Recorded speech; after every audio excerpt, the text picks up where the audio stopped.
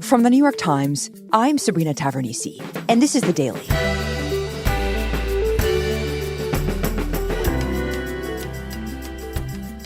Israel has been fighting Hamas in Gaza for almost a year. But despite catastrophic losses, Hamas seems no closer to declaring defeat. And despite considerable military gains, Israel seems no closer to declaring victory. Today, my colleague Patrick Kingsley on why the war in Gaza is still going and what it would take to end it.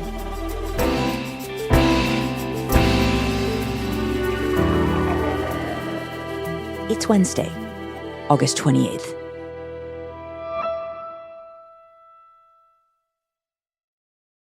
So, Patrick, we wanted to hear from you in Israel today because we're coming up nearly on a year since October 7th. And it really feels like every week you write at least one story about the ceasefire negotiations. Some weeks it looks like progress toward a ceasefire deal. Other weeks, no progress. Meanwhile, the threat of a wider war in the Middle East is deepening. Just this weekend, there was a huge exchange of rocket fire in Israel's northern border with Lebanon. You know, that doesn't seem likely to end while the war in Gaza is still going. So we all felt like it was really time to come to you and ask a basic question, which is, why can't they agree to a ceasefire? And perhaps more fundamentally, why is this war in Gaza still going on? So these are very good questions. Both the questions come down to two men, essentially. Prime Minister Benjamin Netanyahu of Israel and Yahya Sinwar of Hamas. And to understand why they have such fundamentally mutually exclusive positions on the war, we have to start with the ceasefire, which is the most basic building block for stopping the war. And the two leaders have a fundamental disagreement here. Netanyahu, the Israeli leader, essentially wants a temporary ceasefire. Sinwar, the leader of Hamas, wants a permanent ceasefire. So, Patrick, explain that. Start maybe with Netanyahu. Explain that position. So, for Prime Minister Netanyahu, the professed goal of the war is to destroy Hamas, to destroy this group that invaded Israel on October 7th, killed more than 1,000 people, and abducted roughly 250.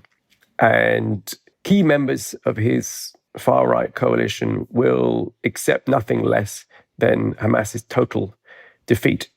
Netanyahu needs that far-right coalition to stay in power.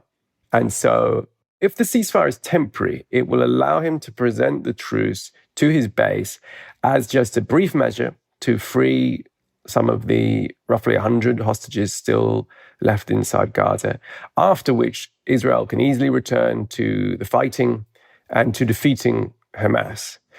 So it will allow him to get some of the hostages back, thus placating the many Israelis whose top priority is the release of the hostages. And it'll take away some of Hamas's key bargaining chips, and it would allow him to say to his base that, don't worry, the war will continue and Hamas will be defeated after this brief pause in hostilities. And what's the calculation for Sinwar? Walk us through his reasons for pushing through a permanent ceasefire. Well, if he goes for a temporary one, he gives up key bargaining chips, the Israeli hostages who Hamas captured on October 7th, and he doesn't get much in return. He doesn't secure Hamas's survival, and he leaves open the possibility that fighting will resume, that Israel will continue its campaign after a few weeks, and will continue to erode Hamas's fighting capability and governing capability, and eventually secure its defeat. A permanent ceasefire, by contrast, essentially allows Hamas to survive the war intact as a political movement, intact as a depleted but still active governing force that controls Gaza. It may not be enough to save his life. Israel will probably pursue him for the rest of his days. But it allows Hamas as a movement to survive the war. Okay, so these sides are pretty dug in on their respective, very far apart positions. But of course, talks have been bumping along, right? And they are bumping along with the help of the United States and Secretary of State Antony Blinken. What, if anything, has the U.S. involvement in the talks meant for this process? The US has brought key energy at times when it feels like both the sides, Israel and Hamas, and the mediators, Egypt and Qatar, have lacked energy, political will, or desire to sit down at a negotiating table. In particular, they've been trying to bridge the gaps between the different sides, and their main approach has been a kind of constructive ambiguity in the language that is written in the draft agreements that the two sides have been haggling over. What does that mean exactly, constructive ambiguity? It means having enough fluidity in the language of the deal so that both sides can sell the agreement to their bases as something that achieves what those bases want. So, in other words, not be so forensic in the wording of the agreement, like keeping the language loose enough so that both sides can sell it to their populations. So, this is essentially a political fix the U.S. is trying to bring here. Exactly. And just to give an example of how that constructive ambiguity in the language worked, at one point in the negotiation, there was a standoff over the extent to which Israel would retain a military presence along a particular thoroughfare dividing northern Gaza from southern Gaza. Israel wanted to maintain checkpoints there to stop Hamas moving weapons between those two areas. Hamas didn't and doesn't want Israeli checkpoints in that location.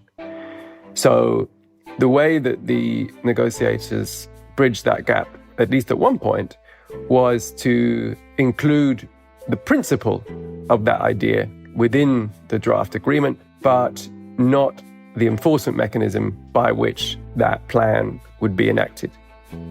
And that would have allowed the Israeli leadership, Netanyahu, to go back to his right-wing base and say, no, the principle of preventing Gazans from moving weapons around Gaza has been maintained. And it would have allowed Hamas to argue internally that, well, yes, that principle is in there, but there is nothing mentioned in that draft agreement about an enforcement mechanism. Right. There's no checkpoints there. What checkpoints are you talking about? We are free to move. Exactly. But then in July, we got a window into how this constructive ambiguity doesn't quite work. While the two sides seem to have agreed on this ambiguous terminology in May, by July, 2 months later, Israel had come back with a new demand to replace that ambiguity with greater clarity.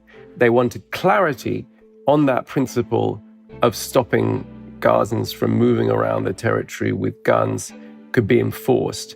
And of course, that removed the ambiguity and remains something that Hamas does not want to agree to, and it is one of many stumbling blocks that is preventing a deal between the two sides.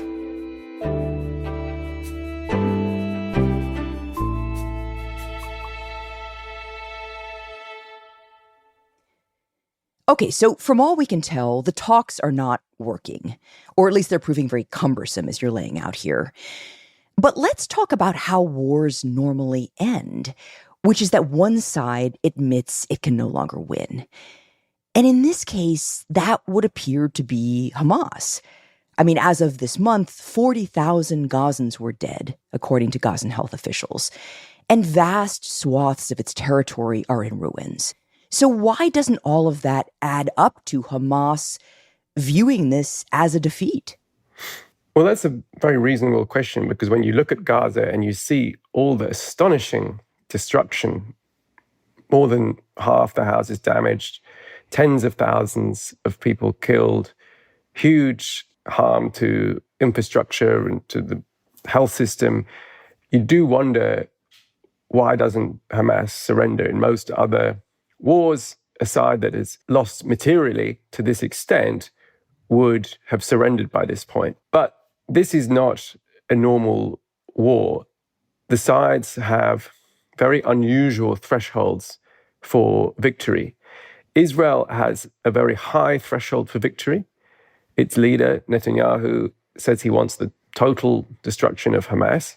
Hamas has a very low threshold for victory. It just wants to survive.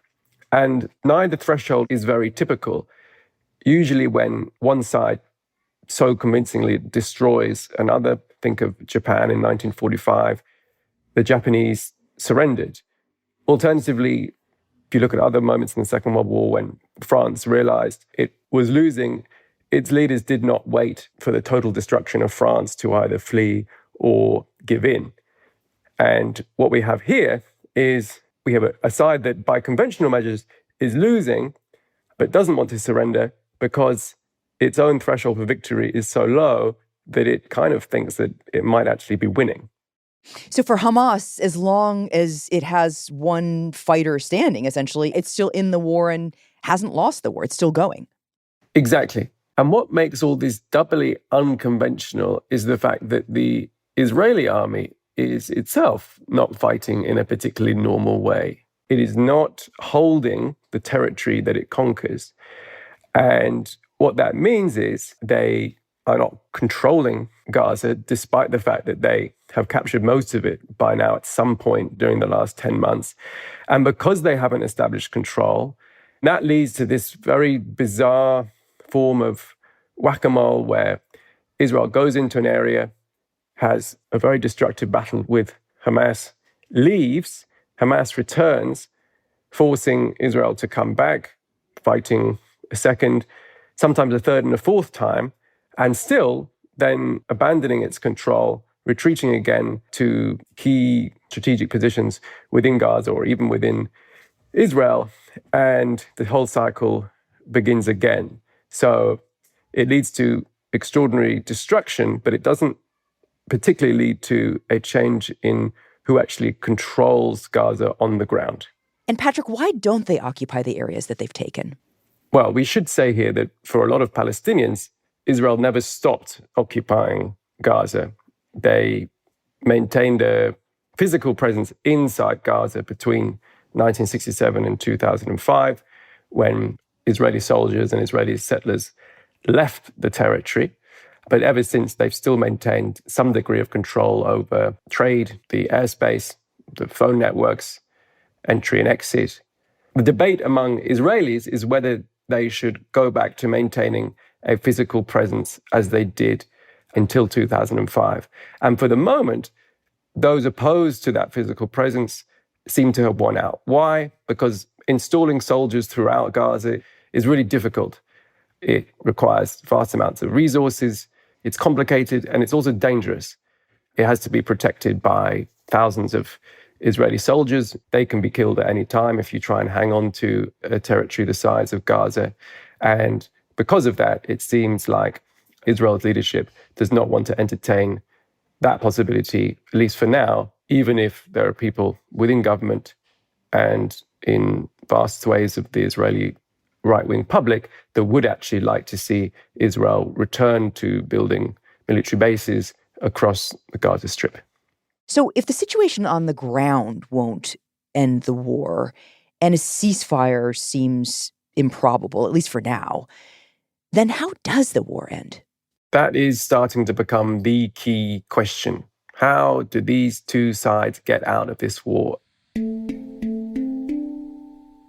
How do they find a way through what feels like it has become an intractable situation? And it's beginning to feel like we're going to need some kind of game changer, something maybe we haven't quite conceived of so far, a black swan event that is going to shift the tectonic plates of how this conflict is being fought.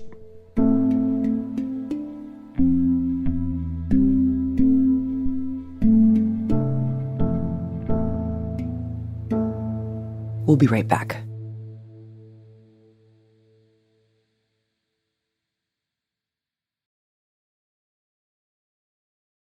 So, Patrick, we're at this current impasse in large part because of these two leaders and their political calculations. And it feels like maybe only something really big could change things, as you're saying. What sort of game changer are we talking about? Well, There's a few different things that could shift the needle. One could be in the US, one could be with the Israelis, and one could be a regional war that would change the dynamic across the Middle East. So maybe start with the United States, which is obviously coming up on a big election. Exactly. And whoever wins that election, we will be left at the end of it with a different president, and that different president could have a slightly different focus and attitude to, if not Israel itself, then the way that Israel is prosecuting this war. And that might in turn change Benjamin Netanyahu's calculations at the negotiation table. Right. What else? Another wild card would be the killing of Yahya Sinwar, the leader of Hamas. That is perhaps Israel's top goal in Gaza right now. They've killed several other key leaders of Hamas. Yahya Sinwar is the last man standing, essentially. If he goes, if the leader of Hamas goes, that would allow Benjamin Netanyahu to say to his base, mission accomplished. And that in turn might allow him to agree to a ceasefire under terms that he previously hadn't agreed to. In other words, the far-right leaders in his coalition perhaps would be satisfied if Sinwar was killed. Exactly. And on the other side of the border, it's possible that with Sinwar dead, with the most powerful leader within Hamas dead, his subordinates would be more likely to compromise, to surrender in his absence. Of course, that's a big if, and it's very possible that Sinwar's death would not actually change their thinking on a ceasefire or on the war itself all that much. But the possibility remains. And Patrick, what about the pressure on Netanyahu and the Israeli government on the part of the hostage families? Just on Tuesday, one hostage was actually freed. So does this pressure, the protests, everything we've been seeing, amount to some sort of game-changing dynamic for Netanyahu? I don't think it's game-changing. For a start, it's been going on for a while, and it obviously hasn't shifted his calculations thus far. And secondly, it's interesting you mentioned this hostage rescue on Tuesday, because for some, that actually supports Netanyahu's argument that it's only through more military action that you can free the hostages. Not a truce, but further action on the ground by the Israeli military in Gaza. And while it's true that there are lots of protesters calling for Netanyahu, for the Israeli government to prioritize the hostages' well-being and to cut a deal basically at any price in order to get the hostages home, the people who are pushing most loudly for that deal are not Netanyahu's own supporters. His base, their priority is Hamas's defeat. And while they may care about the hostages and want them home at some point, their immediate release is not their first priority. And Patrick, you mentioned regional war as something that could potentially really shift the dynamic here. Talk to me about that. Well, alongside the Gaza war, we also have smaller simmering conflicts between Israel and Hamas's allies across the region. Those are Hezbollah in Lebanon, the Houthis in Yemen, and the benefactor of all those three groups, Iran. And to varying degrees, those proxies of Iran and Iran itself have been fighting this low-level conflict against Israel in parallel with the Gaza war since October. Now, at any moment, all these smaller conflicts could erupt into much bigger ones. If either side, if Israel makes a mistake or a miscalculation, if Hezbollah makes a mistake or a miscalculation, Iran the same, suddenly these conflicts could erupt into an all-out regional war involving all these actors firing on full cylinders. So far, no side has appeared truly willing to do that. They've always stepped back from the brink, and on Sunday we saw Hezbollah and Israel doing exactly that. But if it does escalate into an all-out regional war, then that would at the very least consume Israel's energies, draw down its resources, its munition supplies, and possibly make Israel much likelier to agree to a truce in Gaza in order to get all of these conflicts to wind down. And how would a regional war change the calculations for Sinwar? The feeling is that Sinwar would benefit from a regional war. A regional war would distract Israel and potentially even endanger the existence of the Israeli state, depending on how long and how intense that war got. All of this benefits Hamas and all of it benefits Sinwar, because the weaker the Israeli state is, the more likely it is to compromise in ceasefire negotiations with Hamas and agree to something that Sinwar thinks is more favorable to Hamas's long-term survival. And presumably, on the most extreme scenario, the destruction of Israel is something that he's actually rowing toward, and a big regional war would raise the specter of that. It would certainly increase its chances a notch or two. Israel's a very strong state. It has perhaps the strongest military in the Middle East, and it would take a lot to dislodge its presence in the region. But Hamas has never rescinded the call it made in its founding charter to destroy Israel. And anything that makes Israel less safe would be construed by Hamas as a step toward that goal. Now, interestingly, there are those who believe that the Israelis themselves, or some Israelis, are also seeking a regional war. Why? Well, by this theory, it would create the pretext by which Israel could attack Iran in a much more brazen and intense way than it ever previously has done. Prime Minister Netanyahu and many Israelis see Iran as their biggest foe, and they fear that the nuclear weapons program that Iran is working on is a much more existential threat to Israel than anything Hamas or other Palestinians might throw at the Israeli population. And therefore, by this argument, some Israeli leaders, perhaps Netanyahu himself, is searching for a pretext to hit Iran hard, to destroy that nuclear capacity, and perhaps even drag in the US, Israel's biggest ally, into a regional war that it doesn't seek, but would be forced to join in order to defend its key Middle Eastern ally. And all of that would create the pretext and the opportunity to destroy Iran's nuclear capability.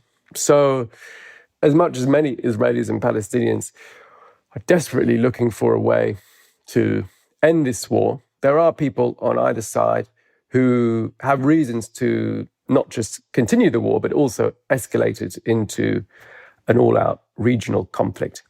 I mean, it's remarkable. You know, we started this conversation by talking about these two men, their political ambitions, and why it's making it difficult for them to get to a ceasefire. But we're ending it in a place where it seems not only are they not wanting to get to a ceasefire, but potentially they actually want the war to get bigger. They're not going away from conflict, but running toward it. That's a possibility. We can't know what either man is thinking exactly. We're not inside their heads. What we can say for sure, though, is that both Israel and Hamas, and by extension, both Netanyahu and Sinwar, are still involved in negotiations for a ceasefire. Those negotiations do not currently seem very likely to succeed, but they do continue. There was a big meeting on Sunday between senior officials from Israel and the mediating countries. The possibility of a ceasefire very much remains, even if the chances of an all-out regional war are also growing.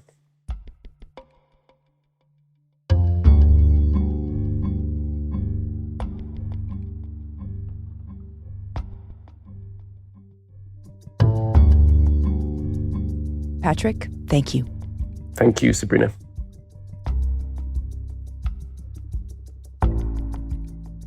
On Wednesday, hundreds of Israeli troops mounted a major military operation in the West Bank, targeting Palestinian militants in the occupied territory where nearly 3 million Palestinians live under Israeli military rule. The operation followed months of escalating Israeli raids in the area, and Israeli officials said that at least 9 people had been killed. Hamas denounced the operation, accusing Israel of expanding the war in Gaza. As of Wednesday morning, the operation was ongoing.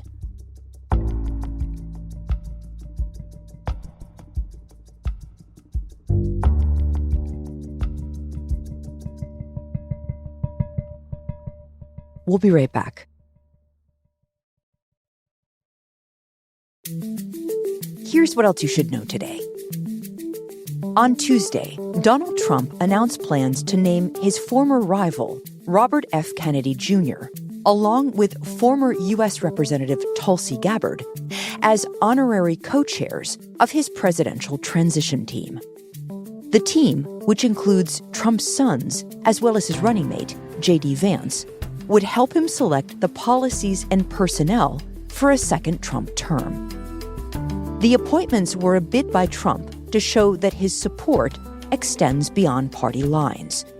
Both Kennedy and Gabbard spent most of their public lives as progressives, and both started their presidential runs as Democrats. Kennedy ended his independent campaign for president last week and endorsed Trump. Gabbard has since left the Democratic Party and rebranded herself as a celebrity among Trump's base of support. And Special Counsel Jack Smith revised his indictment accusing former President Donald Trump of plotting to overturn the 2020 election in an effort to help it survive the Supreme Court's recent ruling granting former presidents immunity for official acts in office. In its decision on immunity, the Supreme Court ruled that a president's dealings with the Justice Department are considered official duties of his office. Smith's revised charging documents exclude the accusations that Trump conspired with Justice Department officials to support his false claims that the election had been stolen from him. If you want more of today's top stories, go check out our other daily news show. It's called The Headlines. It's the biggest stories of the day in 10 minutes or less. Subscribe to it wherever you get your podcasts. Today's episode was produced by Sydney Harper, Ricky Novetsky, and Stella Tan, with help from Nina Feldman. It was edited by Mark George, with help from Paige Cowett. Contains original music by Marian Lozano and Alicia Baitu, and was engineered by Chris Wood. Our theme music is by Jim Brunberg and Ben Landsverk of Wonderly.